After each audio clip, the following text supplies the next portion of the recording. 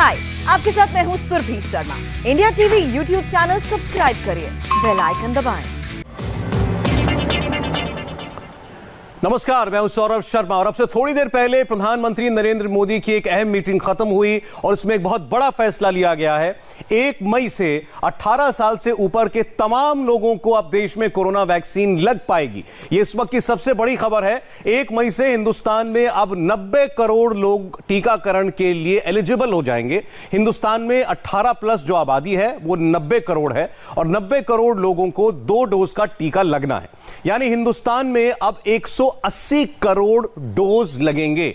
इसमें से करीब 12 करोड़ डोज अभी तक दिए जा चुके हैं, लेकिन बाकी लोगों को यह इंतजार था कि उनकी बारी कब आएगी और आखिरकार अब वो फैसला हो चुका है। टीका लगाने के लिए राज्य सरकारें भी अब पूरी तरीके से फ्री हैं, स्वतंत्र हैं। राज्य सरकारें किसी भी वैक्सीन मैन्युफैक्चरर से अब कोरोना की ये वैक्सीन ले सकती हैं। आज कोरोना काल का सबसे बड़ा फैसला प्रधानमंत्री मोदी की एक मैराथन मीटिंग के बाद लिया गया है और इस बड़े फैसले के लिए प्रधानमंत्री ने पहले देश के टॉप डॉक्टर्स से बात की थी, उसके बाद उन्होंने देश की फार्मा कंपनियों से राय ली और उसके बाद यह फैसला किया गया। प्रधानमंत्री की मीटिंग के बाद वैक्सीन मैन्युफैक्चरर्स को हिदायत दी गई है कि वो वैक्सीन का प्रोडक्शन अब बहुत तेजी के साथ बढ़ाएं और साथ ही यह भी कहा गया है कि वो नेशनल और इंटरनेशनल प्लेयर्स को भी इस मुहिम के साथ जोड़ें। डॉक्टर्स के साथ हुई मीटिंग में प्रधानमंत्री का मैसेज बिल्कुल साफ था, कोरोना वायरस के खिलाफ वैक्सीनेशन ही सबसे बड़ा हथियार है। प्रधानमंत्री मोदी ने यह भी कहा कि लोगों को किसी भी लिहाज से पैनिक नहीं होना है। प्रधानमंत्री ने मरीजों की काउंसलिंग की भी बात कही। साथ ही साथ मोदी ने टेलीमेडिसिन के इलाज पर भी जोर दिया। आज बहुत बड़े बड़े फैसलों का दिन है, इसलिए आप अगले 15 मिनट बहुत गौर से देखिए। वैक्सीन के बारे में, कोरोना की दवाई के बारे में, ऑक्सीजन सिलेंडर के बारे में सारी बड़ी खबरें आपको मिलेंगी इस रिपोर्ट में। सोमवार सुबह 11 बजे मोदी की पहली मीटिंग। सोमवार शाम 4:30 बजे इंडिया के टॉप डॉक्टर्स के साथ मोदी की दूसरी मीटिंग। सोमवार शाम 6 बजे देश की फार्मा कंपनियों के साथ मोदी की तीसरी और सबसे इंपॉर्टेंट मीटिंग। देश खतरे में है, मगर मोदी पर देशवासियों का भरोसा कायम है। बहुत सारे लोग पूछ रहे हैं कि इस मुश्किल वक्त में मोदी क्या कर रहे हैं। मोदी हर रोज 18 से 19 घंटे मिशन मोड में जुटे हुए हैं। मोदी रात 1 बजे तक अपने कैबिनेट मंत्रियों को बुलाकर मौजूदा हालात पर अपडेट ले रहे हैं। कोरोना को कैसे हराना है, इसके प्लान ऑफ एक्शन पर काम कर रहे हैं। कोरोना विस्फोट के बीच मोदी विरोधी प्रधानमंत्री को घेरने के लिए पॉलिटिक्स कर रहे हैं, मगर इस राजनीति के बीच मोदी इमरजेंसी मोड में काम कर रहे हैं। सोमवार को मोदी की पहली इमरजेंसी मीटिंग का मेन टॉपिक था ऑक्सीजन की कम सप्लाई और जरूरी दवाओं की किल्लत। मोदी को यह बैठक इसलिए बुलानी पड़ी क्योंकि कई राज्यों के मुख्यमंत्रियों ने इन दोनों चीजों की कमी को लेकर प्रधानमंत्री से शिकायत की थी और केंद्र के हस्तक्षेप की बात कही थी। मोदी की दूसरी मीटिंग डॉक्टर्स के साथ हुई। मोदी ने डॉक्टर्स से बातचीत के दौरान अस्पतालों की हालत, ऑक्सीजन और लॉकडाउन जैसे मुद्दों पर डिटेल में चर्चा की। जबकि तीसरी मीटिंग में फार्मा कंपनियों से बात करते हुए मोदी ने कोविड के इलाज में इस्तेमाल होने वाली रेमडेसिविर की किल्लत को दूर करने के लिए क्विक एक्शन प्लान पर काम करने को कहा। शनिवार रात 8 बजे एक हाई लेवल मीटिंग, रविवार को अपने संसदीय क्षेत्र वाराणसी में मीटिंग और सोमवार को बैक टू बैक 3 मीटिंग्स। 72 घंटे के भीतर मोदी की 5 मीटिंग्स का मतलब यह हुआ कि इस बार मोदी पहले से कहीं ज्यादा सीरियस हैं। सवाल यह है कि क्या कोरोना की चेन तोड़ने के लिए मोदी के दिमाग में राष्ट्रव्यापी लॉकडाउन चल रहा है? जानलेवा कोरोना के बढ़ते केसेस के बीच क्या लॉकडाउन को लॉक करने का फैसला ले लिया गया है? दिल्ली में 6 दिनों का लॉकडाउन लग चुका है, ऐलान हो चुका है। आज सुबह 11 बजे मेरी और एलजी साहब की मीटिंग हुई और इन सारे पहलुओं के ऊपर, सारी परिस्थिति के ऊपर काफ़ी विस्तार से बातचीत हुई और उस बातचीत के बाद हमें ये लगा कि दिल्ली का हेल्थ सिस्टम बड़ी मात्रा में और अधिक पेशेंट्स अब लेने में असमर्थ है। अगर हमने अभी लॉकडाउन नहीं लगाया तो कहीं ऐसा ना हो कि बड़ी त्रासदी हो जाए। हम किसी भी हालत में दिल्ली को उस परिस्थिति में नहीं ले जाना चाहते जहां कॉरिडोर के अंदर पेशेंट्स पड़े हैं, सड़कों पे लोग दम तोड़ रहे हैं। आज सभी परिस्थितियों का जायजा लेने के बाद आपकी सरकार को ये लगता है कि दिल्ली में कुछ दिन के लिए लॉकडाउन लगाना ज़रूरी है, तो आज रात को 10 बजे से अगले सोमवार को सुबह 5 बजे तक 6 दिन के लिए दिल्ली में लॉकडाउन लगाया जा रहा है। महाराष्ट्र में पहले से ही 15 दिनों का कर्फ्यू है, तो क्या अब अगला नंबर उत्तर प्रदेश सहित देश के दूसरे राज्यों का आने वाला है? क्या अब लॉकडाउन ही एकमात्र विकल्प है? सबसे पहले समझिए कि कोरोना के नए संकट के बीच मोदी को क्यों एक बार फिर फ्रंट से लीड करना पड़ रहा है। इस वक्त पंजाब से लेकर छत्तीसगढ़ और राजस्थान से लेकर महाराष्ट्र तक देश में मेडिसिन पॉलिसी की जगह मेडिसिन पॉलिटिक्स की बात हो रही है। कोरोना के कहर के बीच ऑक्सीजन की लड़ाई को सियासी मुद्दा बना दिया गया है। राजस्थान से लेकर महाराष्ट्र तक ऑक्सीजन की आपूर्ति को लेकर केंद्र की नरेंद्र मोदी सरकार पर भेदभाव के आरोप लगाए जा रहे हैं। एंटीवायरल दवा रेमडेसिविर की उपलब्धता को लेकर जमकर सियासत हो रही है। गैर बीजेपी शासित राज्य सरकारें नॉन स्टॉप आरोप लगा रही हैं। लेकिन फिर इन सवालों में कितना दम है? देश के प्रधानमंत्री और 29 राज्यों के मुख्यमंत्री क्या कर रहे हैं? आज हम फैक्ट्स एंड फिगर्स के साथ ये भी आपको बताएंगे, मगर सबसे पहले जरा तस्वीरों की मदद से देख लीजिए बिगड़ती हालत के बीच किस राज्य में क्या हो रहा है। बाएं विंडो में पंजाब के मुख्यमंत्री कैप्टन अमरिंदर सिंह हैं। सोमवार को चंडीगढ़ में उन्होंने हाई लेवल मीटिंग की है, लेकिन जिस वक्त वो मीटिंग कर रहे थे उस वक्त अमृतसर में क्या हो रहा था वो आप दाएं विंडो में देख सकते हैं। ना सोशल डिस्टेंसिंग की परवाह, ना मास्क की फिक्र। तस्वीरें देखकर भला कौन कहेगा कि पंजाब में किसी को कोरोना का खौफ है। विपक्ष का बस चले तो इसके लिए भी मोदी को कसूरवार ठहरा दिया जाए, मगर अब पूरे पंजाब में 30 अप्रैल तक रात 8 बजे से सुबह 5 बजे तक नाइट कर्फ्यू लगा दिया गया है। यानी जो कड़ाई काफी पहले की जानी चाहिए थी वो अब हो रही है। महाराष्ट्र में 15 दिनों के कर्फ्यू के शुरुआती दिनों में कुछ खास असर नहीं हुआ, मगर अब सुधार की गुंजाइश दिख रही है। इसके उलट दिल्ली के आंकड़े और बसों के ऊपर पलायन करते लोगों की तस्वीरें डराने वाली हैं। दिल्ली में लॉकडाउन की घोषणा क्या हुई, दिल्ली से लोगों ने पलायन शुरू कर दिया। इस वक्त हम आनंद विहार बस अड्डे के बाहर मौजूद हैं और यहाँ पर आप तस्वीरें देखें कि जो लोग हैं वो पलायन कर रहे हैं यूपी की तरफ, बिहार की तरफ। यूपी बिहार के लोग जो लगातार दिल्ली में रहते आए हैं और अपने काम काज करते आए हैं और वो अपने अपने बैग लेके अपना अपना सामान पैक करके वापस अपने घरों की तरफ रुख कर रहे हैं। हम आपको बता दें कि दिल्ली सरकार ने आज रात 10 बजे से लेकर सोमवार सुबह तक लॉकडाउन का ऐलान किया है, जिसके चलते लोगों के मन में ये डर है कि ये शायद लॉकडाउन दोबारा से आगे एक्सटेंड ना हो जाए, जिसके चलते ये तमाम लोग वापस अपने अपने घरों की तरफ पलायन कर रहे हैं। फिलहाल फुटओवर ब्रिज के ऊपर आपको तस्वीरें दिखाएं, लगातार दिल्ली पुलिस भी मैनेज कर रही है कि किसी भी तरीके से भीड़ को मैनेज किया जा सके, लेकिन ना कोई सोशल डिस्टेंसिंग है, ना ही कोविड-19 की गाइडलाइंस का कोई यहाँ पर पालन हो रहा है। मैनेजमेंट जो है प्रशासन का वो बेहद कमजोर पड़ गया है, जिसके चलते ये तमाम लोगों की भीड़ यहाँ पर उमड़ी हुई है।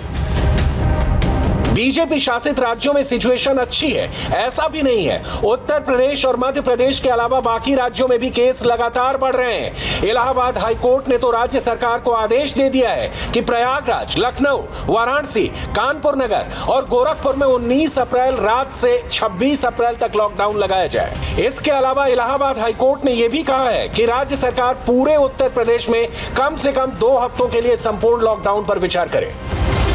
कर भी रहे हैं। संकट की इस घड़ी में मोदी एक एक पॉइंट को नोट कर रहे हैं। सोमवार को 3 अलग अलग मीटिंग्स में मोदी के एजेंडे में अलग अलग राज्यों की समस्याएं भी थी। ऑक्सीजन से लेकर इंजेक्शन तक सबको डिलीवर करने की प्लानिंग भी थी। इस महामारी को काबू में लाने के लिए कौन से निर्णायक कदम उठाने हैं, ये बात भी मोदी के दिमाग में थी। हम ये भी देख रहे हैं कि इसलिए मोदी का मैसेज बिल्कुल क्लियर है। कोरोना वैक्सीन का उत्पादन हर हाल में बढ़ाने के अलावा कोई दूसरा विकल्प नहीं है। वेंटिलेटर्स, ऑक्सीजन और दवाओं की उपलब्धता में कहीं कोई कमी ना आए, इसका भी ख्याल रखना है। केंद्र और राज्यों के बीच कोऑर्डिनेशन बढ़ाकर ही कॉमन रिजल्ट अचीव किया जा सकता है। और सबसे बड़ी बात यह कि हर सिचुएशन की रियल टाइम मॉनिटरिंग करके ब्रेक द चेन को कामयाब बनाने पर जोर दिया जाए। सिचुएशन गंभीर है, इससे कोई इनकार नहीं कर सकता। महाराष्ट्र से लेकर यूपी या किसी और राज्य तक जरूरी सेवाओं की किल्लतें हो रही हैं। पहली समस्या ऑक्सीजन सिलेंडर की है। ऑक्सीजन सिलेंडर की बढ़ती डिमांड को देखते हुए पीएम ने अप्रूव्ड मेडिकल ऑक्सीजन प्लांट्स के इंस्टॉलेशन को तेज करने को कहा है। 1 लाख सिलेंडर्स हासिल किए गए हैं। 30 अप्रैल तक सबसे ज्यादा मामलों वाले 12 राज्यों में सप्लाई का एक खाका भी तैयार कर लिया गया है।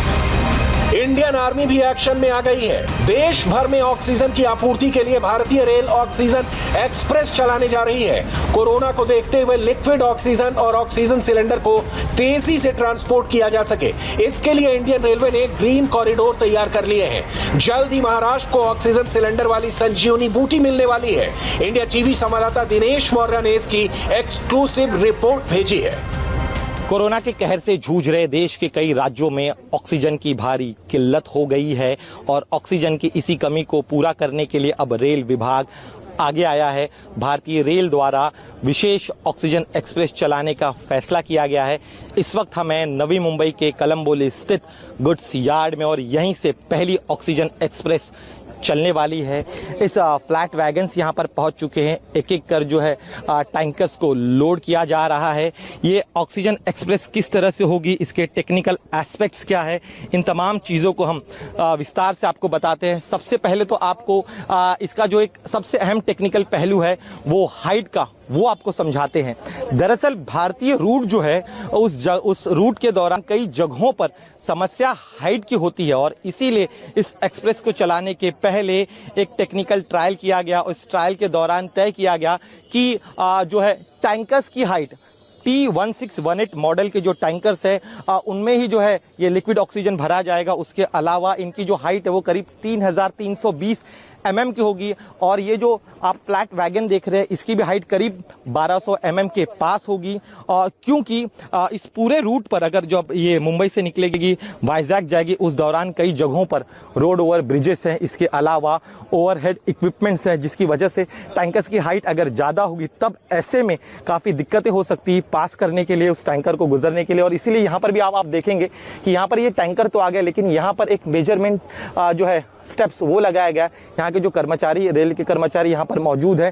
ट्रायल के दौरान इसे ज़रूर फिक्स कर लिया गया था लेकिन अब जो अब चूंकि एक्सप्रेस निकलने वाली है और ऐसे में जो टैंकर्स यहाँ पर आए हैं उनकी हाइट क्या जो तय किए गए हाइट है उस हिसाब से है या नहीं, इसकी आखिरी जाँच जो है वो यहाँ पर की जा रही है। महाराष्ट्र से इन जिन 2 जगहों से ये एक्सप्रेस निकलेगी वो बोकारो, राउरकेला, जमशेदपुर और इसके अलावा वाइजैक के स्टील प्लांट्स में जाएंगे और उन स्टील प्लांट्स में से लिक्विड ऑक्सीजन जो है वो इन टैंक्स में भरा जाएगा। इन टैंक्स का जो वजन है वो करीब 15 टन के आसपास है और इनकी जो कैपेसिटी है वो करीब 15 से 16 टन तक का ऑक्सीजन जो है लिक्विड ऑक्सीजन वो इनमें भरा जा सकता है। तो आज करीब 10 टैंकर्स यहाँ से निकलने वाले हैं।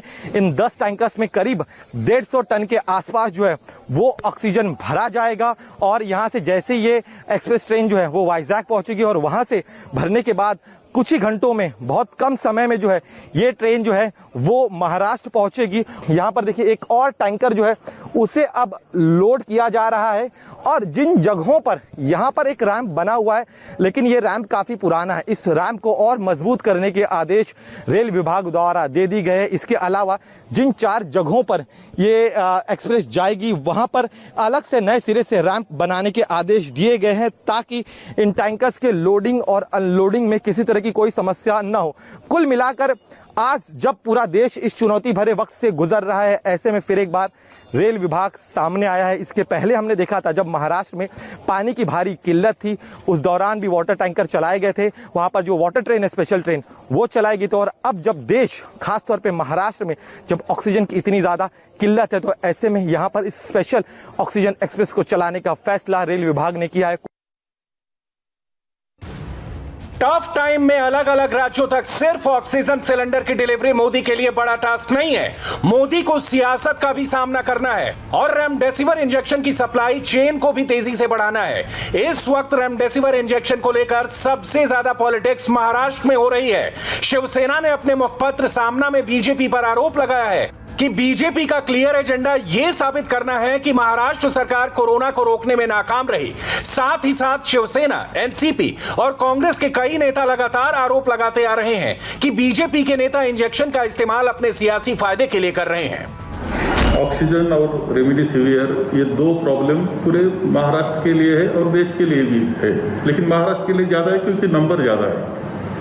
तो जब महाराष्ट्र में ऑक्सीजन कम है तो देना ही चाहिए, केंद्र सरकार से कुछ अलॉटमेंट आनी चाहिए, उन्होंने मदद करनी चाहिए, जनता तो केंद्र सरकार की भी है। और रेमडेसिविर के बारे में जब हम कोशिश करते हैं और केंद्र सरकार से मांग करते हैं तो कभी ऐसे दिखाई देता है कि महाराष्ट्र को रेमडेसिविर मत दे दो, ऐसे आदेश देखने को मिलते हैं। ये बहुत बुरा लगता है। ये भारतीय जनता पार्टी ने कोई रेमडेसिविर की मांग नहीं की थी, हमने सरकार के लिए मांगा था। हमने जो मिनिस्टर है, मिनिस्टर साहब को जाकर बताया था कि इस प्रकार से रेमडेसिविर मिल सकता है, हम उसके लिए प्रयास करते हैं और हमको मिलेगा तो हम महाराष्ट्र के फूड एंड ड्रग्स डिपार्टमेंट को देंगे और महानगर पालिका को देंगे। और इसीलिए फूड एंड ड्रग्स डिपार्टमेंट ने पत्र भी इशू किया। उस पत्र में बीजेपी का नाम नहीं है। वो पत्र जो है, वो पत्र आप देख सकते हैं, हमने वो कल दिखाया भी। लेकिन विरोधी पक्ष के कहने पर कैसे यहाँ पर रेमडेसिविर मिलता है, इसलिए उनको दोपहर में धमकी दी गई और शाम को उठाकर लेकर गए। और कोई सीजर नहीं है, बिल्कुल झूठी बातें बताई जा रही है। मगर इस बीच एक बड़ी खबर यह भी आई है कि महाराष्ट्र में रेमडेसिविर की कमी पर बॉम्बे हाई कोर्ट ने नोटिस ले लिया है। कोर्ट की नागपुर बेंच ने सोमवार को महाराष्ट्र सरकार को फटकार लगाई और कहा कि जिलों को मनमाने तरीके से रेमडेसिविर का बंटवारा किया जा रहा है। कोर्ट ने पूछा कि महाराष्ट्र सरकार ने 13 अप्रैल और 18 अप्रैल को नागपुर में रेमडेसिविर की एक भी वायल क्यों नहीं भेजी। इसके साथ ही अदालत ने राज्य सरकार को निर्देश दिए हैं कि सोमवार रात तक 10,000 डोज नागपुर पहुंच जानी चाहिए। नागपुर शहर में 13/4/2021 को और पिछले 2 दिनों में शनिवार रविवार को एक भी रेमडेसिविर इंजेक्शन का सप्लाई नहीं हुआ है। प्रशासन और शासन पूरी तरीके से नागरिकों की सुरक्षा देने में फेल हो चुके हैं। इसके बाद हमने ये भी बताया कि ठाणे म्यूनसिपल कलेक्टर ने 16/4/2021 को 5,200 रेमडेसिविर अलॉट किए, जबकि उनके यहाँ 2,600 बेड थे। मतलब एक बेड को 2 रेमडेसिविर इंजेक्शन दिए गए। जबकि उसी दिन नागपुर शहर में 8,250 बेड होते हुए भी सिर्फ 2,666 3,000 के आसपास रेमडेसिविर दिए गए।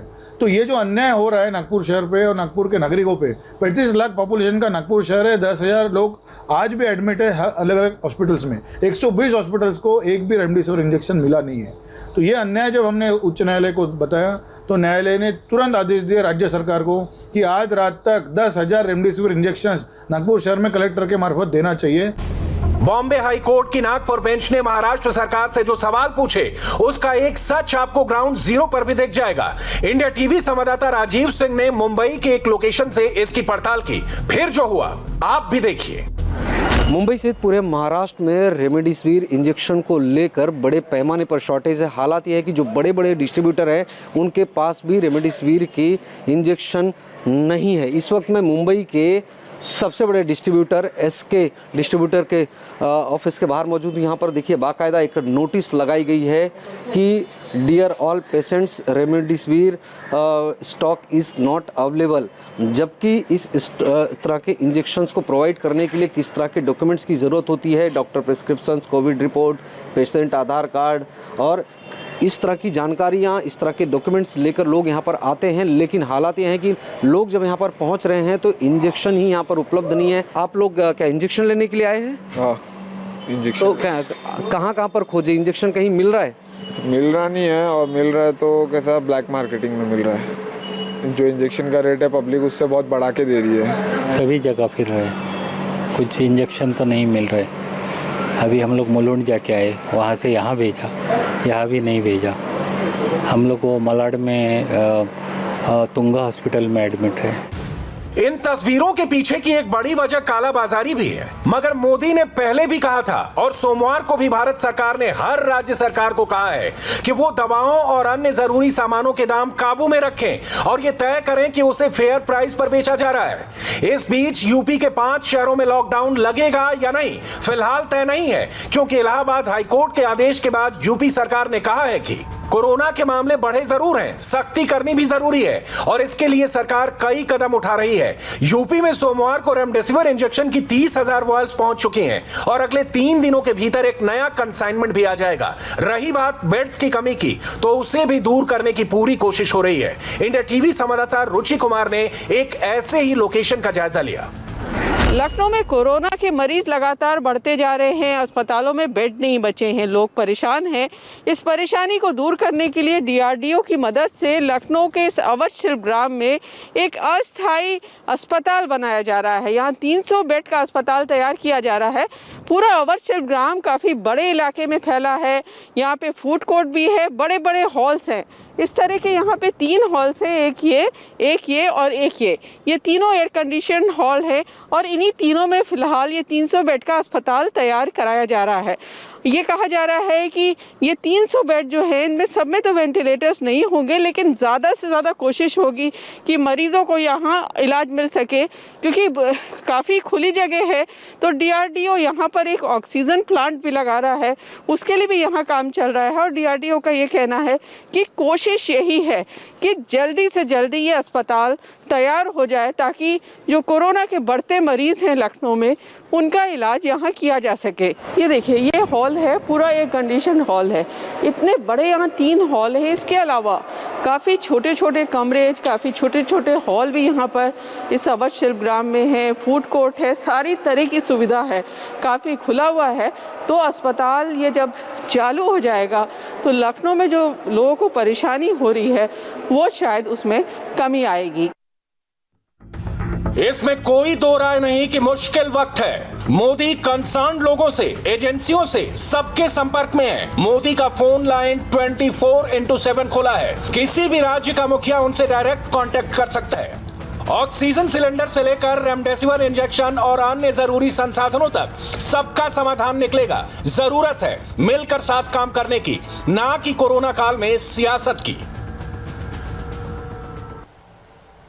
केंद्र सरकार लेकिन लॉकडाउन लगाने के मूड में नहीं है। प्रधानमंत्री मोदी ने थोड़ी देर पहले देश के टॉप डॉक्टर्स से बात की, कोरोना की चेन को तोड़ने के लिए मेडिकल सलाह सुनी।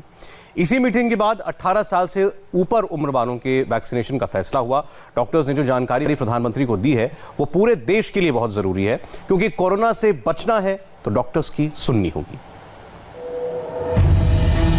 हिंदुस्तान के टॉप डॉक्टर्स, देश के कोने कोने से मेडिकल एक्सपर्ट के साथ प्रधानमंत्री मोदी ने लंबी मीटिंग की। कोरोना 2 के अटैक से मेडिकल सिस्टम कितना क्रैश हुआ, कहां पर किस चीज की कितनी जरूरत है, हालात को काबू में करने के लिए मेडिकल सजेशंस क्या हैं, एक एक पॉइंट पर डिटेल में डिस्कशन हुआ। अगले 10 दिन देश के लिए बहुत अहम है। कोरोना को इस टाइम पीरियड में हर हाल में काबू करना होगा, और यह कैसे होगा इसका ब्लूप्रिंट भी रेडी है। इस ब्लूप्रिंट में मेजर रोल डॉक्टर्स हैं, जिनकी एक एक बात को आपको ध्यान से सुनना चाहिए।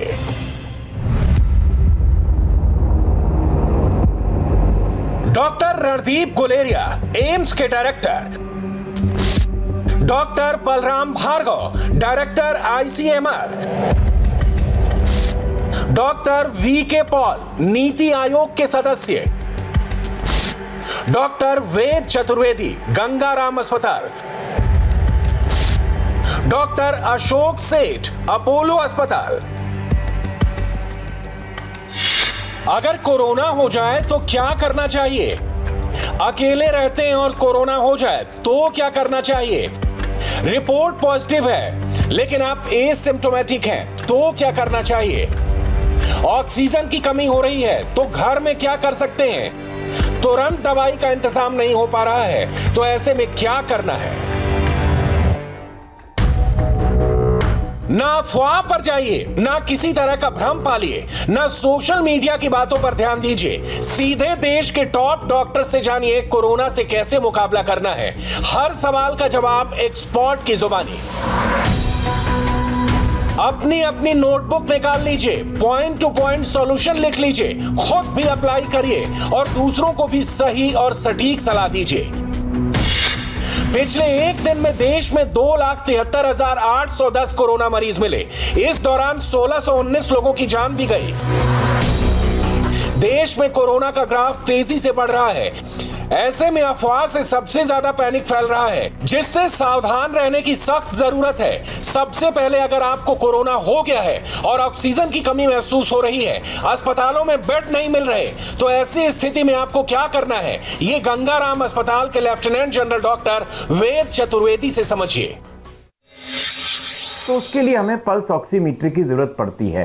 तो आप पल्स ऑक्सीमीटर घर में रखिए और एक एक मिनट में देखने की ज़रूरत नहीं है। आप सुबह दोपहर शाम देख लीजिए और आपको लगता है कि भाई एक बार कम हो रहा है तो उसको 2-3 बार और चेक कर लीजिए। यदि आपको लगता है कि परसिस्टेंट मेरा ऑक्सीजन लेवल कम जा रहा है तो कुछ बताया गया हम लोगों ने, जैसे हम लोग नॉर्मली पीठ के बल सोते हैं तो आप पेट के बल सो जाइए, जिसे कहते हैं कि प्रोन पोजीशन। हमारे मेडिकल साइंस में इसको बोलते हैं प्रोन पोजीशन। प्रोन पोजीशन से लंग में ऑक्सीजनेशन ज़्यादा होता है। ये बहुत पहले से मालूम होगा, आपने देखा होगा जिन जिन का ऑपरेशन होता है, ऑपरेशन के बाद एनेस्थेटिस्ट उनको प्रोन पोजीशन में रखते हैं, क्यों? उससे ऑक्सीजनेशन ज़्यादा होता है, तो उससे भी ऑक्सीजन बढ़ जाता है। और यदि इससे ऑक्सीजन नहीं बढ़ता है तो देखिए, मैंने ये बोला था उस वीडियो में कि पूरे सब लोगों को बेड नहीं मिल सकता। हर 2 मिनट के बाद एक कॉल आता है कि डॉक्टर चतुर्वेदी बेड दिला दीजिए, आप तो गंगाराम में हैं। मैंने कहा आप जितना एफर्ट ये कर रहे हैं, एक इसके लिए आप ऑक्सीजन सिलेंडर तलाशिए। एक होता है ऑक्सीजन सिलेंडर और एक होता है कंसंट्रेटर। ऑक्सीजन सिलेंडर को बार बार रिफिल करने की ज़रूरत पड़ती है। ऑक्सीजन कंसंट्रेटर है, महंगा जरूर होता है, 50-60 हज़ार रुपये का आता है। फिलिप्स और कई और कंपनियां बनाती हैं। यदि आपको मिल जाता है, या तो आपकी कोई सोसाइटी हो, एक समझ लीजिए हाउसिंग सोसाइटी है, तो ऑक्सीजन कंसंट्रेटर लेके रख लीजिए 50-60 हज़ार रुपये का। एक्सपर्ट्स के मुताबिक कोरोना के बीच अस्पतालों में ऑक्सीजन की कमी हो रही है, लेकिन कई केसेस ऐसे भी हैं जिसमें मरीज को घबराहट में ऐसा लगता है उसको ऑक्सीजन की जरूरत है, जबकि हर केस में हॉस्पिटल में ऑक्सीजन के लिए एडमिट होने की जरूरत नहीं है। पूरे देश में एक जबरदस्त अफवाह फैली है। कोरोना की दूसरी लहर में सबसे ज्यादा युवा संक्रमित हो रहे हैं। इस बार कोरोना ने युवाओं को टारगेट किया है, जबकि सच इससे अलग है। पिछली कोरोना लहर में 30 साल से कम उम्र ग्रुप के 31% लोग संक्रमित हुए थे। इस बार ये 32% है। 30 से 40 साल की ग्रुप की बात करें तो पिछली बार 21% लोग प्रभावित हुए थे। इस बार भी 21% लोगों पर प्रभाव पड़ा है। इस बार 40 साल या इससे ऊपर उम्र वालों पर सबसे ज्यादा 48% असर पड़ा है। ऐसा ही पिछले साल था। एक और पैनिक सिचुएशन तब आती है जब किसी व्यक्ति की कोरोना रिपोर्ट पॉजिटिव आ जाती है और उसमें कोई भी कोरोना के लक्षण मौजूद नहीं होते, तो वो समझ नहीं पाता कि उसको क्या करना है। बुखार नहीं तो क्या पैरासीटामोल खाए या नहीं। ऐसे में कंफ्यूज बिल्कुल मत होइए। जो डॉक्टर रणदीप गुलेरिया समझा रहे हैं, बस उसको ध्यान से सुने और याद रखें। माइल्ड डिजीज और asymptomatic will improve with just symptomatic treatment. अगर हम उनको कोई दवाई नहीं देंगे वो तब भी ठीक हो जाएंगे। अगर आप यूके का डेटा देखो, यूरोप में ट्रीटमेंट स्ट्रैटेजी देखो, यूएस की ट्रीटमेंट स्ट्रैटेजी देखो, they give nothing for their patients except paracetamol, good hydration and multivitamin, and all of them have recovered without any treatment. Hydroxychloroquine. पिछले साल कोरोना की पहली लहर में यह नाम हिंदुस्तान से लेकर पूरी दुनिया में खूब गूंजा था, लेकिन क्या आपने कोरोना 2 में इसका कहीं जिक्र भी सुना? इस बार सबसे ज्यादा मांग में जो मेडिसिन है वो रेमडेसिविर है, जिसको हेलीकॉप्टर प्लेन से एक से दूसरी जगह पहुंचाया जा रहा है। इस दवाई की जबरदस्त डिमांड है और ब्लैक मार्केटिंग तक हो रही है। आनन फानन में कई जगह पर कोरोना मरीज को सीधे रेमडेसिविर इंजेक्शन दे दिया जा रहा है। रेमडेसिविर कितना कारगर है और इसकी गलत डोज कितनी खतरनाक हो सकती है, ये डॉक्टर रणदीप गुलेरिया से समझिए। दवाइयां भी जरूरी है और उनकी जो इंडिकेशन है और कब देना है वो भी बहुत जरूरी है समझना, क्योंकि अगर हम ठीक से नहीं देंगे तो वो ज्यादा नुकसान कर सकती है। इसलिए giving a cocktail of drugs on day 1 can kill your patient and be more harmful. तो let's look at drugs one by one. First जो हम ड्रग की बात करते हैं वो रेमडेसिविर। अगर हम पहला डेटा देखें जो NEJM में आर्टिकल पब्लिश हुआ था शुरू में चाइना से, it was a negative study. It did not show any benefit as far as remdesivir was concerned in COVID-19. उसके बाद एक दो studies आई जिन्होंने ये शो किया, they showed that it was not having any mortality benefit. It was only decreasing the hospital stay by a few days. Antibiotic लेना है उसी से रेमडेसिविर घर पे लगा देते हैं। पहले लोग जब फीवर हुआ तो इंजेक्शन घर पे लगा लिया, एंटीबायोटिक घर पे लगा ली तो अब ठीक हो जाएंगे। Remdesivir is not like that. So please don't look at it like an other antibiotic की, जब जैसे हमने घर में अमीकासिन का इंजेक्शन लगा लिया और हमें यूटीआई के लिए ठीक हो जाएंगे, उसी तरह से हम घर पे रेमडेसिविर लगा लेते हैं। उसकी इंडिकेशन बिल्कुल अलग है, उसके अपने साइड इफेक्ट्स हैं। इसलिए रेमडेसिविर जो है उन पेशेंट्स के लिए ही है जो हॉस्पिटल में एडमिटेड है, जिनकी सैचुरेशन कम हो रही है, and therefore it is required for hospitalised patients only. Remdesivir injection का इस्तेमाल अपने आप से बिल्कुल भी ना करें। और आपको बता दें, दुनिया में सबसे ज्यादा रेमडेसिविर इंजेक्शन का निर्माण भारत में होता है और रेमडेसिविर का प्रोडक्शन तिगुनी गति से बढ़ा दिया गया है। अब कहीं भी इसकी कमी नहीं होगी। तो कंपनी ने उसको कम किया था। आपको मालूम है कि उसको 27 लाख पर मंथ की वायल की प्रोडक्शन को बढ़ा दिया गया है, ऑलरेडी 40 की तरफ बढ़ रहे हैं बहुत तेज गति से, और फिर 76 तक भी ले जाएंगे, 76 लाख वायल्स की तरफ ले जाएंगे। एक्सपोर्ट बंद किया गया है, रैशनलाइज किया गया है डिस्ट्रीब्यूशन सिस्टम को। तो जो भी थोड़ा सा ऐसा लगा है कि रेमडेसिविर की उपलब्धता नीचे थोड़ी कम रही है, वो सब उसको एड्रेस किया जा रहा है, बहुत तेज गति से किया जा रहा है। और सारी कंपनीज, 7 कंपनीज हैं, उन्होंने मिलकर इसको रैंप अप करने का पूरा जिम्मा भी लिया है, कर भी रहे हैं, और day by day situation improve होगी। हमारी इतनी कैपेसिटी है कि पिछली बारी हम 100 देशों को रेमडेसिविर देते थे और देश में कोई भी कमी नहीं थी। तो इसका सुधार और सुचारू रूप से इसको आगे ले जा रहे हैं। हर मिनट, हर सेकंड कोरोना मरीजों की संख्या तेजी से बढ़ रही है। कोरोना आउट ऑफ कंट्रोल होने की सबसे बड़ी वजह लोगों की लापरवाही है, लेकिन फिर भी बहुत से लोग मास्क नहीं पहन रहे। आपको जानकारी दे दें, इस बार कोरोना हवा से ज्यादा फैल रहा है। मास्क पहनना बहुत बहुत बहुत जरूरी है।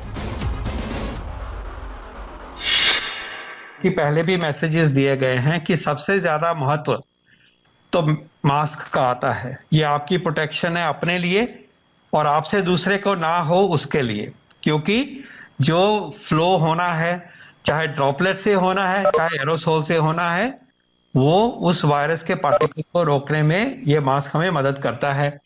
इसी प्रकार जो पहले का मैसेज था कि दूरी बनाइए, 2 गज की दूरी बनाइए, वो आज भी लागू होती है। डिस्टेंस बढ़ेगा, वायरस को ज्यादा मुश्किल होगी।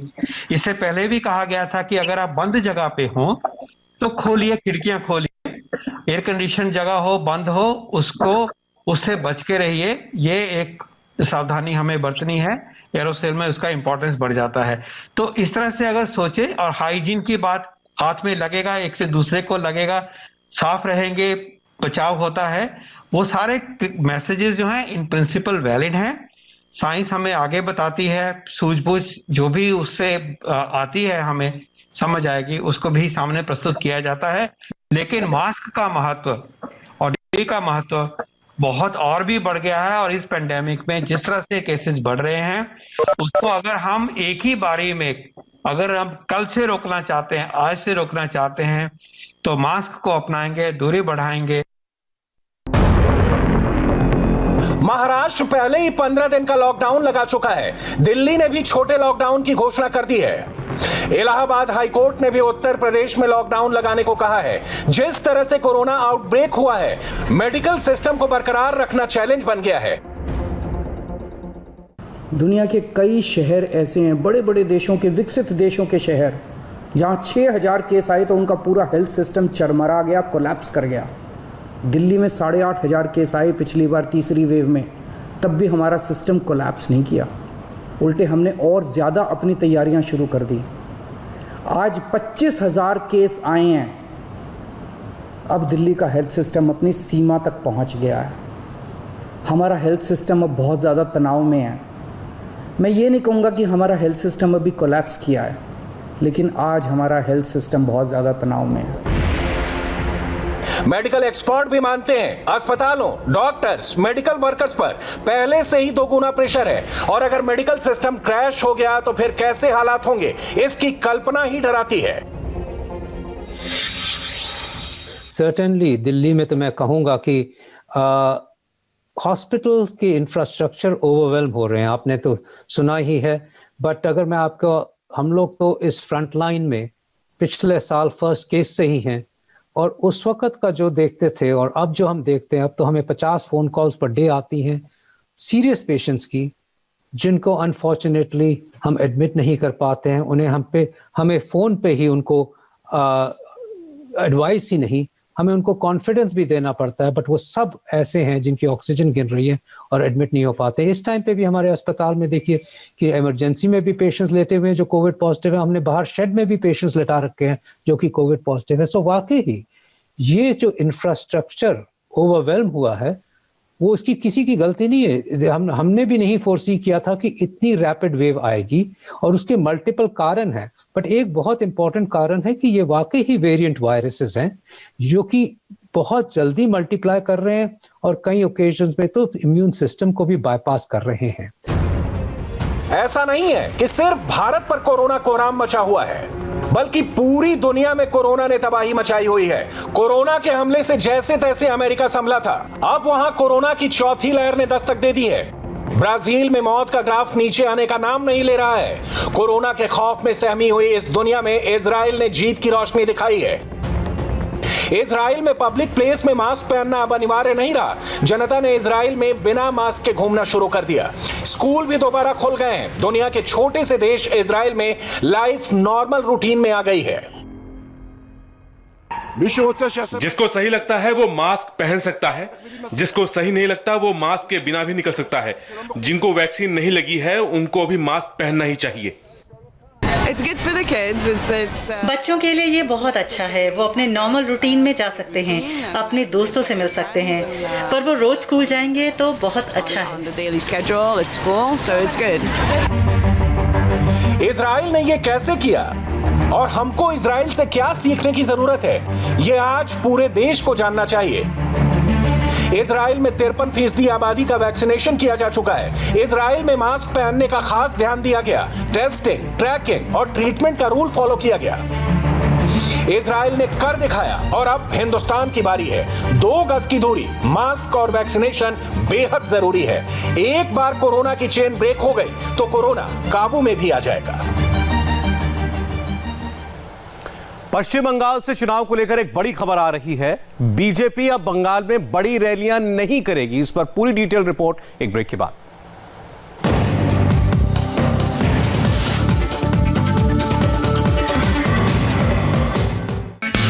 हाय, आई एम सुरभि शर्मा। खबरों से अपडेट रहने के लिए India TV YouTube channel subscribe करिए, साथ में बेल आइकन जरूर दबाएं। जुड़े रहें इंडिया टीवी के साथ।